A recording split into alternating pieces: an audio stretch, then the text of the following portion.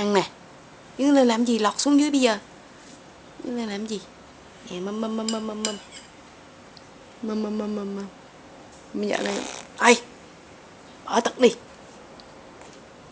Bây giờ. Không có phun nữa. Không có phun nữa. Con đi nó phun kìa. Bà con coi con đi nó phun kìa.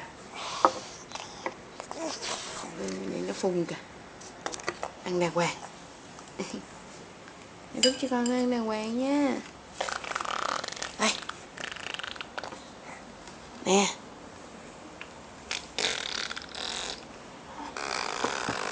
Rồi.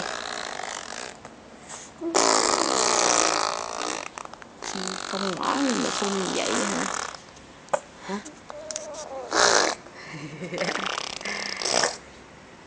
Thấy chưa? Xấu xí không? Như con mèo không? Ê! Ê!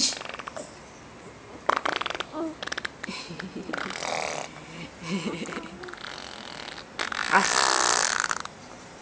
Mắt con mèo. Ghê không? Nhìn nó ghê không kìa. Nhìn nó là xấu kìa.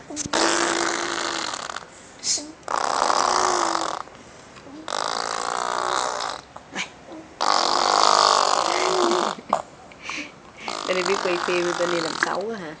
Làm xấu tên này là quay phim nè.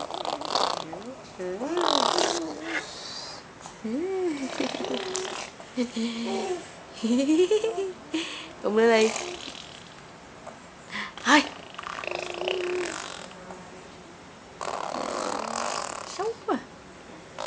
Tên này xấu xí quá.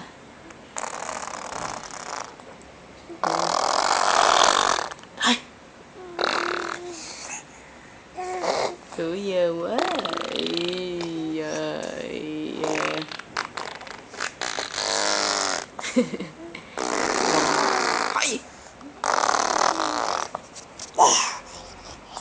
Đã chưa? Phun đã chưa?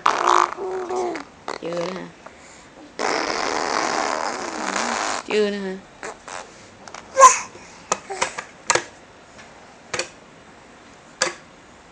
Tưng tưng tưng.